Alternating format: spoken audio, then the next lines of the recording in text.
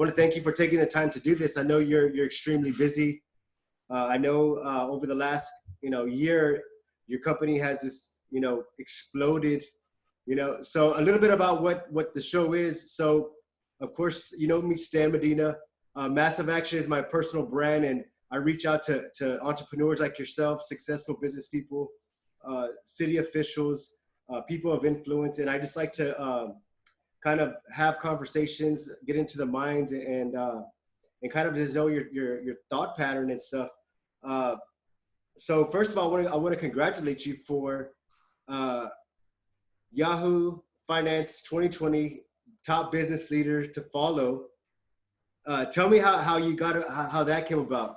I mean, it was, a lot of effort. I was asked and I said, sure, let's do it. And, I mean, even at the time, I didn't even really think, I wasn't even aiming for anything like that. I was just deliver service, sell, deliver service, sell, and, be helpful. And, that's what happened. So they listed me as one of the top business leaders to follow in 2020.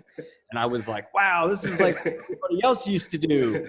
Yeah. And now here I am. This is cool. Yeah. So, that's how that came about. I'm curious to know, I kind of read a little bit about your story, and it's something that we don't really hear much about. I know you started off doing electrical work, right, with your dad? Yeah. Right. That was like when I was like 8. Yeah. Oh, okay. And then where did you grow up at?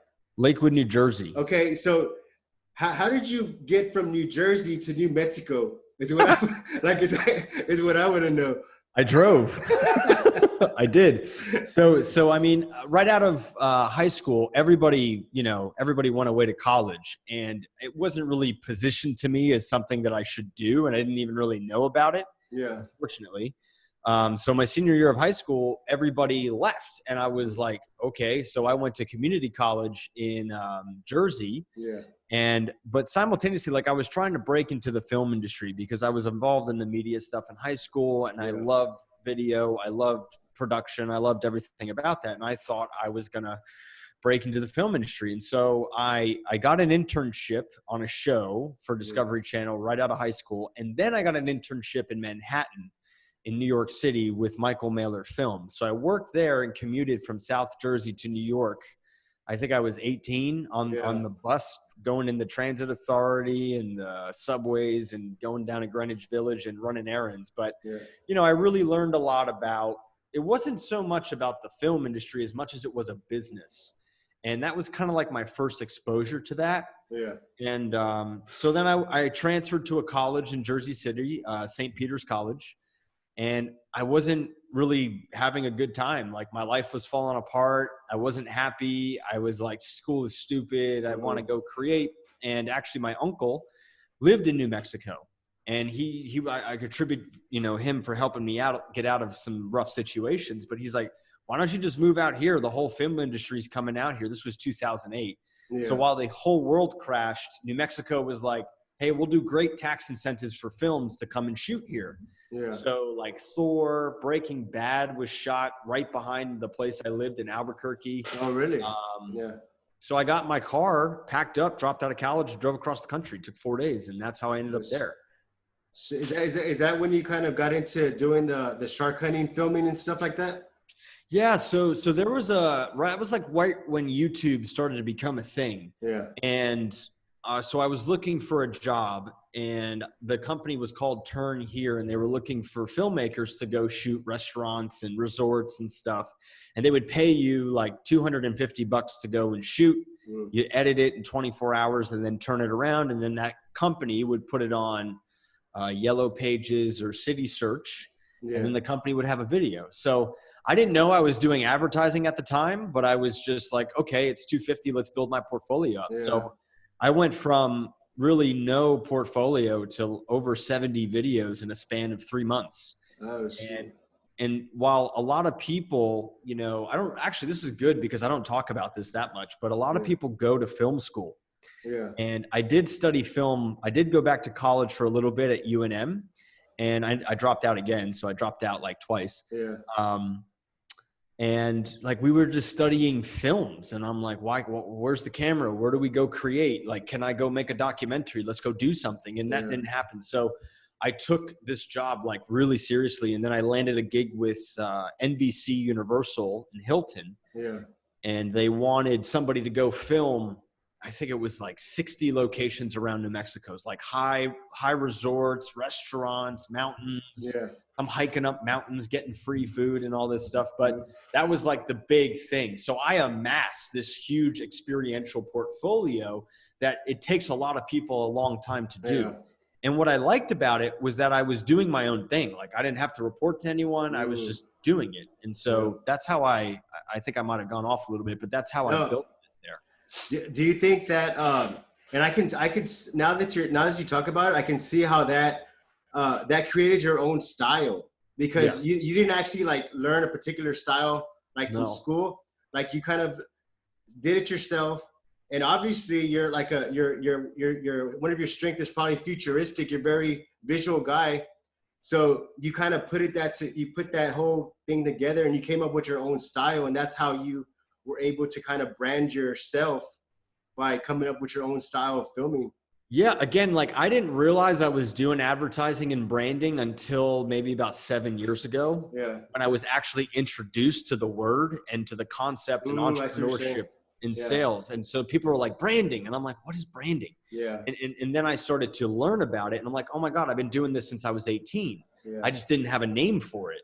So I was really good at taking a company or anything and giving it a look, giving it a feel, give it a style, really convey a story. And when I found out that was actually branding, I got really excited about it. So, and then I was like, this is what I want to do. Like, this is definitely, you know, something that I want to pursue. And it started with video. Then I translated to graphics. Then I translated to websites. Then I translated to advertising and promotion, which is what I do now. So awesome. So let me ask you this, 2013, I know that time of your life, it was probably like a lot of stuff was happening, 2013 to 2018. Did you think that like, okay, I'm set, this is where I'm going to be? Like, was that kind of like, did you think, okay, you know what? I finally found a home. I did. Okay. I went through, so after New Mexico, I moved to LA, went homeless in LA. I know I'm kind of saying that nonchalantly, but it was very painful. Got on a plane, bought a one-way ticket to Trinidad and Tobago in the Caribbean, and tried to do some documentary stuff there, and that failed. Again, got fired, was out, couldn't come home. Then I landed in Miami, so I helped the guy with his promotion stuff, and I was working at Banana Republic, and I'm like, my God, dude, like, I'm tired. I went through like a year and a half of just brutal, I would go like 3 feet from death, really. Like it was depressing. I didn't have any energy. I wasn't happy. I was confused. I was having panic attacks. It was just a mess. I was surrounded by really not great people. And, so what ended up happening is when I landed in Miami, I didn't like it at first, but whatever. I lived in a hostel in South Beach, with like 6 other people in one room with one bathroom. Yeah. Everybody's going there vacationing. I'm like, I've got $50 to survive this week. What am I going to do? So I lived in that hostel for about 3 months until I got a job at Banana Republic, and it was terrible. Hated it. And then I got onto Craigslist one day, and then I landed the gig with Cardone, and I was like, you know what? Like, okay, I got a stable thing. And I started right then and there to really it was all about survival. It was all about, let me get an apartment. Let me get better clothes. Cause I just went through a year and a half of nothing. So I'm like, let me eat. Let me get a good apartment. Let me get a car. Like I remember when I got my first car after my other car that I had since I was 16. And I was like, oh my God, I got a Jeep. Broke down on me in the middle of Alton Road, blew up on me. And I was like, whatever. But yeah. So did I find a home? Totally. Did I just like plant it? Totally. I mean, I spent 6 years of traveling and moving around and not being very stable. And then, I got alongside an entrepreneur that I learned from, I observed, I watched, I saw things that were like, okay, I could do that. And then I learned sales, and that's where I meshed branding, marketing together into what I do now. And then, the rest is really history. Yeah. I just want to go back really quick. When did you start surfing? My brother-in-law got me a surfboard. He was like, dude, do you want this? He was big into snowboarding. I think I was like 15, and he bought this racing surfboard, which is the hardest thing to try to learn on. And he's like, yeah, do you want this? And I'm like, yes. So I went with my friend in New Jersey. I learned to surf during a hurricane, actually. And that was that. And then I became a lifeguard in the Jersey Shore. And I got to be in the ocean every day. So I'd get there at 7, I'd go surf, go to work, and surf after work. And that was my life for like 2 years out of college. I loved it. Yeah. But I wanted more. So I was just curious if you were a skateboarder before you started surfing. No, I tried, but I wasn't good at it. Like I couldn't do it. I couldn't do the coordination thing. Yeah. And surfing in the ocean, I loved the ocean. I grew up on the ocean. We had boats and stuff growing up, and I was always curious about it. And then I just learned it, and it's so amazing.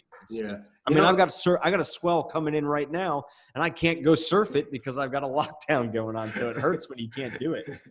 And you know what? I think that someone that has it's real visual and someone that's real creative, they need an outlet similar to like surfing, to kind of get away, because when you're surfing, you can't just pick up your phone. You can't just, you gotta be focused on what you're doing. And it takes your mind away from all the other crap that's going on. And it allows you to kind of get back centered. And I think it's a release. I mean, I'm a visual person as well. So I kind of can relate to I'm not a surfer though. Yeah, I mean, it was an escape, man. I mean, my upbringing was really rough. My parents got divorced. There's some alcohol stuff going on in there. I mean, I was a mess. Like I was just a distraught mess. And surfing was like, oh, I can do this. I can control something. I can move it, and I can have fun. I would say I wasn't really having fun for probably the majority of my life, and so surfing really just gives me that. It sets me up for the day, right? So when I go out and I paddleboard in the morning before work, or I surf before work, I'm like, all right, I'm outside, I'm disconnected before I sit down and grind for the next 17 hours, and I don't lose energy. I just get more excited because I keep building, but it's just a way for me to say, you know what, let me just go be with Rob in the ocean, do my thing, disconnect, look at the fish and the plants and the sharks that swim by every so often, and, have a moment, Yeah. And I guess one of the things that I've identified with you through social media and like your videos and stuff is I know that you're a creator, and I know you're a visual person, and I know that you're kind of the one behind the camera. So you're not really one to be in front of the camera. And whenever I saw you promote yourself more, I saw your business take off. I said, dude, this dude's like, he's like, he has this, and I saw it. I saw that something sparked in you, that it was like a new flame. And I reached out to you. Remember, through Facebook, I said, hey, Robert, hope you're doing well. Because I saw your video and I said, man, I think you're a video surfing. It was a video of you surfing. I said, dude, this dude, like, he's back. I don't know. I just know he's back, Yeah. And so I just want to know, like, what were some of the questions you asked yourself to say, okay, you know what? I can't be the guy behind the camera anymore. I gotta be a business owner, and a business owner, you gotta wear multiple hats, right? So what were some of those questions you had to kind of overcome It was really something where, I had built something as an employee. Yeah.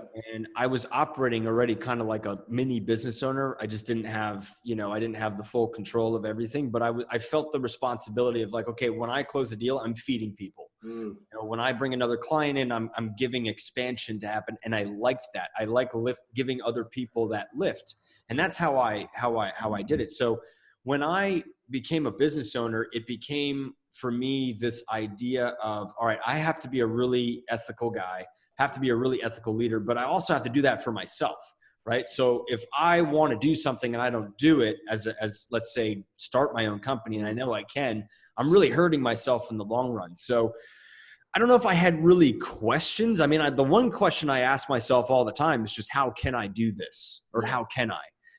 and usually I get the answer right away, or I just take some sort of action. So I don't really ask questions as much as I pose situations that I want to go solve, right?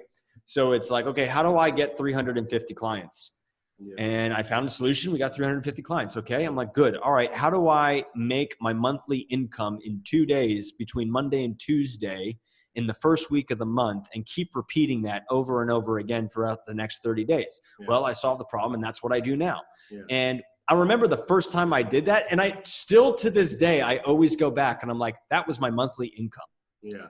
And I survived on that. And it was a lot of money. Like, it wasn't like, I'm not hating on it, I'm not saying anything wrong, but when you get into a position where you can create, you can drive the ship, you can run as fast as you want, you can hire people, you can reach out to people, you can really see the impact that you're having. And the money kind of comes as a byproduct of those things. But when you see it, you're like, oh, wow. So it's not about the question as much as it was, all right, that's what I want. How do I do that? Okay. And then I basically take the right steps to achieve the target. And I take everything as a win, man. It's like, all right, did I complete my small task today? Good. That was a productive day for me. Then I look at it over a span of 2 days, and then a week, and then a month, and then a year. And so it all just kind of, there's a lot that I am mindful of and that I work with and pay attention to achieve a goal. Hope that answers your question. Yeah, I mean, that does. I mean, it sounds like you're just an action person. You say, okay, you know what, it needs to get done. And I think it kind of goes back to you said you had a rough childhood. Like, you say, you know what, it can't be any worse than what I've been through. Well, I mean, what's worse than, when I went homeless, I was sleeping on the backseat of my car in Los Angeles with $100 in my bank account. Like, where else am I going to go from there? Yes, that's the next step. So I've been there, and I climbed out of it, and then I took another leap, built the parachute on the way down. Did I run out of cash? Absolutely. Did I make bad choices? I really did. In a couple of situations. But then when I got true to what it is that I know how to do, which is promote, help people communicate, create aesthetically pleasing things, and help people expand, that's when it shifted. And, it's an incredible ride. But I don't even think about my childhood anymore. I don't think about any of the issues I've had. I don't even think about what happened a year ago that was difficult. Like, it has no bearing on today. That's why, in my promotion, you don't see me bring up my past that often, because I don't really care about it. It has no real, I guess it does, but it doesn't really do anything for me today other than, okay, I went through that. What am I going to do right now? You know? So that's so true. I could see how it's not really worth the energy because you can't change it. You can only just focus on the future. And so let's get into your new venture. Like, tell us about what you got going on today. Sure. So Syslo Ventures is a promotion and marketing agency. We do video production, we do ads, we do web design, we do graphic design, we do one-on-one coaching, and we have an online training platform that has about 180 videos on it. Nice. I add about 15 new pieces of content a month to it. And really the whole thing that we're trying to do is when I went out on my own, I had a non-compete. And so I had to play this ethical line where I couldn't talk about the thing that brought me money. And that's really hard. Okay. How do you make money with a thing that makes you money? And it's really the thing that makes you a lot of money. So the way that I solved that problem was I just started to communicate differently on social media. I started to be true to who I really was. I didn't fabricate anything. I didn't ever exaggerate anything. I didn't do stupidity to get attention or participate in gossip and controversy. I just started sharing my viewpoints. And I remember when it started to work, I think I had about $1,000 left to my name again. And here I was freaking out. I'm like, oh my God, I got to pay my rent. What am I going to do? And then I closed the deal that day. It was about $3,500. And I was like, okay, rent's covered. And then within the next 7 days, I made 15 grand. And I'm like, wow, okay. So I reinforced that and I developed a product out of it, which now I help other companies do. Nice. So we help individuals. We've got a health insurance company that we're working with, U.S. Health Advisors. They're $1 billion a year organization. I train a very large portion of their regions on marketing and promotion. So there's a lot that I'm doing on a day-to-day basis. We have a staff of 6 people, and we keep expanding. We just had our Nice. highest month ever, actually, last month in the middle of an economic crisis and a pandemic. We had the highest month ever. I'm like, we're going for the highest month. Let's do it. So here we are. That's nice. Tell me the difference between, if someone doesn't know, marketing and branding. What is the difference? Yeah. So, I mean, all those terms get really confusing. I mean, branding for me is it's really just the emotional feel, the look, and the messaging connected to a person or company, right? Then when you actually go to marketing, quote unquote, advertising, that's the physical delivery of the brand. It's the physical delivery of the message. It's the money spent, the mechanisms, the vehicles, the platforms used to distribute the message. That's how I look at it. And I chose the term promotion because that's really what it is, is you are promoting created pieces of information that educate, enhance, and give tactical information to the public. So, and it communicates. It has to communicate effectively. So that's how I distinguish it. I don't really use marketing. I use promotion. Oh, okay, that's what you're saying. So, like what would be the first steps for someone to identify if they even are brandable? I mean, does that make sense? Like, yeah. Okay. I mean, I believe everybody's brandable. It's a decision, obviously, and it's a willingness to want to go through the process to do it. Really, number one is just, what do you know? Like, let's just go bare bones. Okay. If you've got a product, you've got a service, you as an individual have a unique approach to whatever product you're selling or whatever it is that you're offering. I had a question on another podcast. The guy said, well, what do you do if it's already been done? And I said, that's a very interesting question because I never thought about it like that. And then I just went what does that mean if it's already been done? Like if there's a business that's already been done, or a product already done, or an industry that's already been developed, something. I think that's how I took it. And it would be like a discouraging thing where it's like, well, why would I even bother? And I could say the same thing about marketing. How many other marketing agencies are there? How many real estate people are there? How many, So it comes down to the person. And that's what sells: the individual, the guy, the girl, their viewpoints, their willingness to help, what they know, why they know it, how did they get there, what is it that they observed. My whole thing is, what is the problem in the industry or the space that needs to be solved?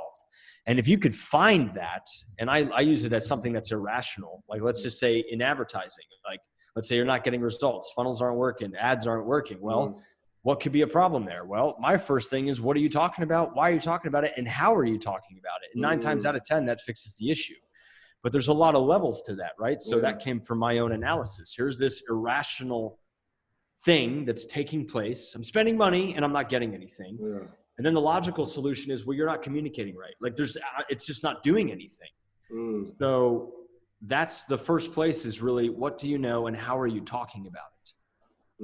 Like you got to do a full inventory on you, full inventory on every aspect of the business, a full inventory on every product, a full inventory on your life.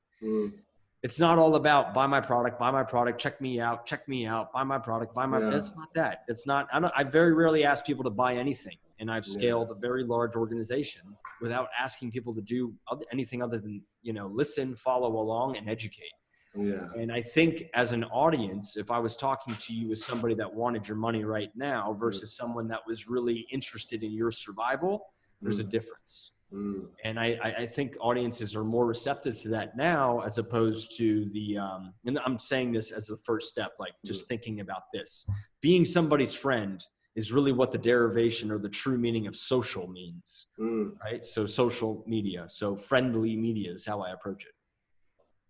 That's interesting. So, man, that's a lot of good information right there. So, who would you like? Do you have like targeted clients, or you work with anybody? Like, the only industries I don't work with are anything that has to do with marijuana, CBD, pharmaceutical drugs, or psychiatry. Everything else is wide open. Small business owners, Fortune 500 companies, real estate, insurance, dental. Other agencies, we handle everything. The fundamental principles of promotion and marketing are the same. It's the person that we're dealing with that matters. So let me ask you this. So do you see like how maybe like, I know websites are important, but does social media capitalize on websites? Like, do people go to social media first before they go to websites, or it's kind of 50-50? That's a really interesting question. From my experience, what I see, it's a little bit of both. I think you spend more time on social media than you do on a website. The website for me is like that final solidification, the final action. And you don't even really need one technically, but I mean, it's more of it's that final, like, okay, here's the deep dive. Here's what we're going in. This is where I'm going to get the information. Yeah. Yeah. So would you like suggest, like, maybe instead of having like a full website with a lot of pages, like a landing page for someone to start? Depends. I mean, if you could, just to get something there, to receive information, to receive potential leads, to open it up to a dialogue and conversation, absolutely. You could do a landing page with a simple form that just captures information. Again, though, it's all about how are you communicating on that front side, because that website doesn't do anything for you unless you're really hitting at the right level, Yeah, that's true. That's true. That's so true, man. I know you probably have a busy schedule. Did I miss anything that you want to cover?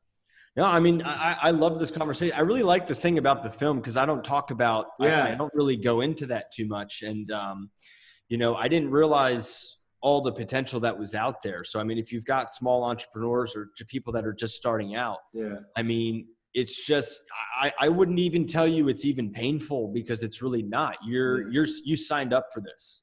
Right? You're making a conscious choice to go after it. So if you could mentally prep yourself for what you're going to go through, I mean, there wouldn't be any surprises. That's what I did when I started my business. And before I made that decision, I was just like, I'm totally prepared for whatever could happen. Now, does that make it easier?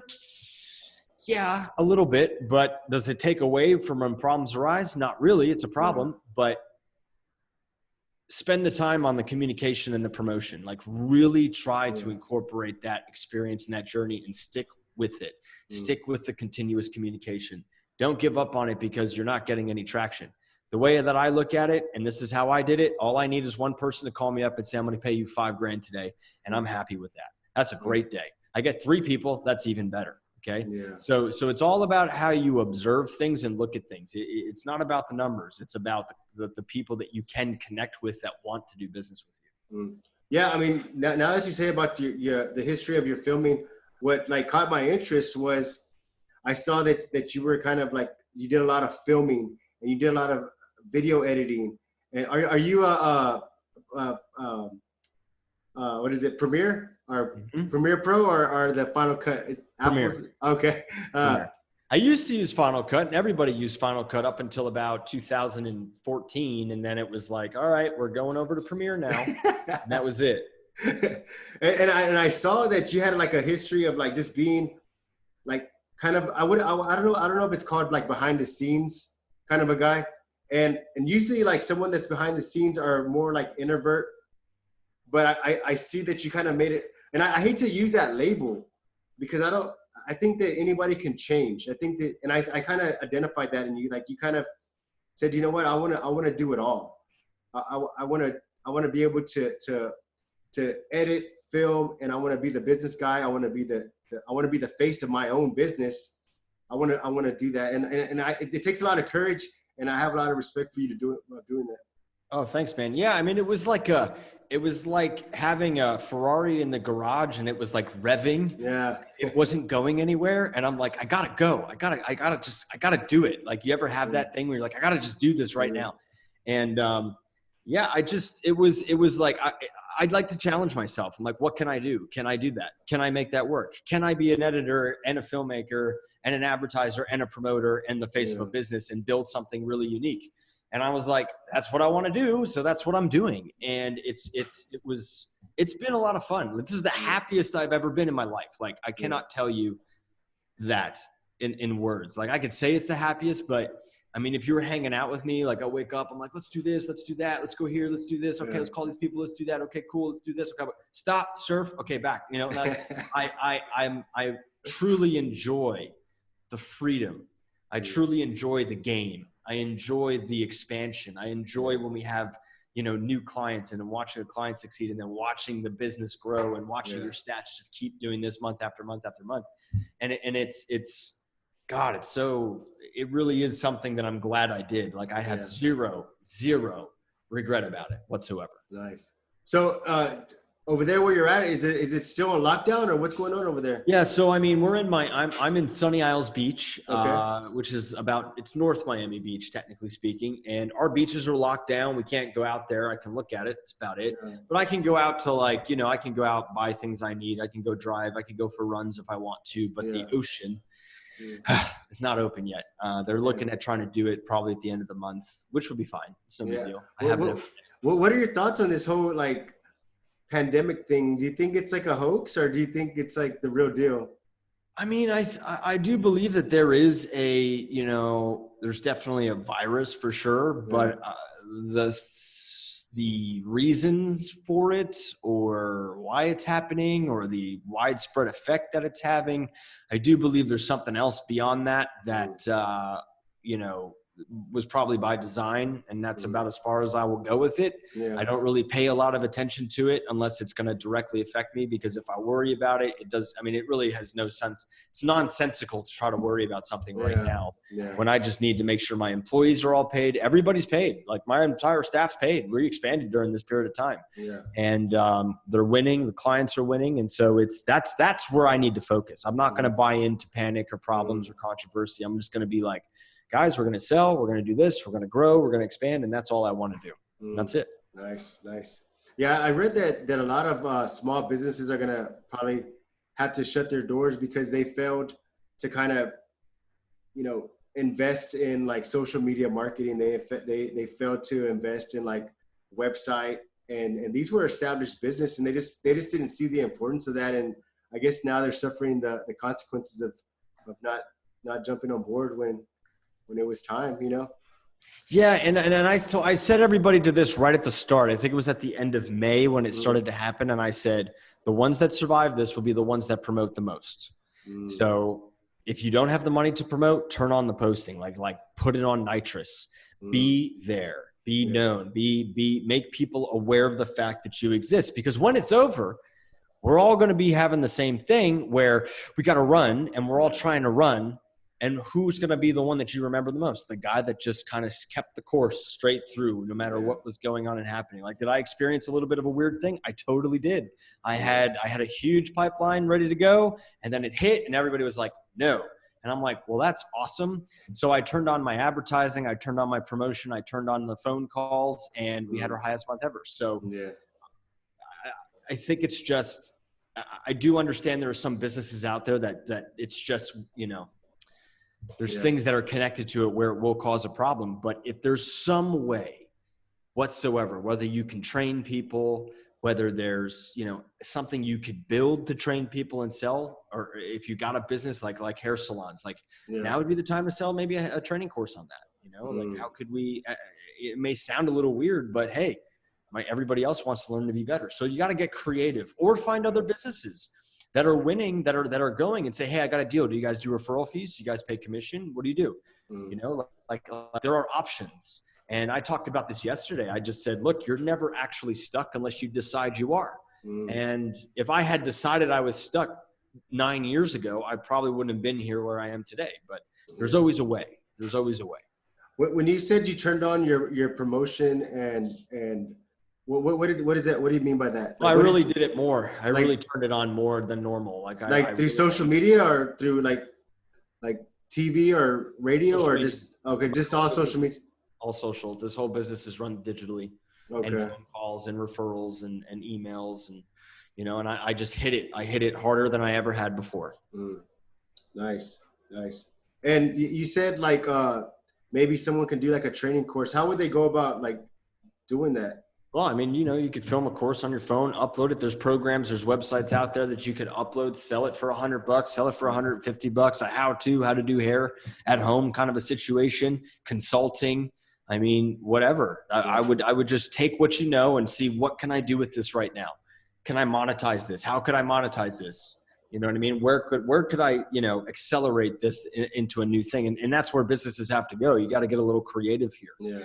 You got to find opportunities that you maybe didn't you were thinking about before, but you didn't pursue it. Yeah. And now you're like, what am I going to do? Well, there's an option right there, you know, like take the iPhone out, record it. Who cares? You can always improve the quality later. What matters is that you deliver a good product. That's really all that matters. And that's so true. That's one of the reasons why I wanted to bring you on, is because, you know, people might think you just do websites or you just kind of design videos, but you have a lot of knowledge in like the whole aspects of getting your name out there. And for example, like, yeah, that stuff's like 2 to 3% of what I actually do. Yeah. And what I actually do is we dissect and we analyze and we craft and we communicate and we build and we strategize and we coach and we expand. And that's really what matters. I can't create the video without this. Yeah. I can't create that feeling without this. I can't communicate without this. So the whole, and even with my clients, like when they start with me, I'm always like, well, have you thought about increasing that into a product lineup? I got a client right now. He does technology, and you know, there was an opportunity there that wasn't taking place. And I said, why don't you charge for that? Charge for it, immediately started making money with it. Right. So I'm looking at it from a whole perspective, not just social media. We're trying to keep the business, you know, I look to improve everything that I touch, everything. Yeah. Wherever I go, it gets better. I think that's one of your magic touches, is like you have the entrepreneur mindset, the business mindset, but you also have that creativity mindset. Because you can meet a lot of business owners and they're stuck like on like kind of cookie cutter process, but they don't really have that creativity, out of the box thinking. And I think, you know, that's what I've noticed about you, is like you still have that creativity, and you kind of just come up with ideas. But now you have like the systems and you have the resources to kind of put them in place. And I think that's going to make you very, very powerful. It's going to make your business very, very successful. And you're just going to blow up, dude. I see it. I see it, brother. Thanks, man. I appreciate that. I'm working on it every day. Every day. All right, brother. I'm going to let you go, man. Robert, it was a pleasure talking to you. Let everybody know where they can find you. Yeah, you can follow me on any social platform at Robert Sislo Jr., or you can go to my website, sisloventures.com. All right, brother. Hey, it was a pleasure. Thank you, man. I really appreciate it. Great job.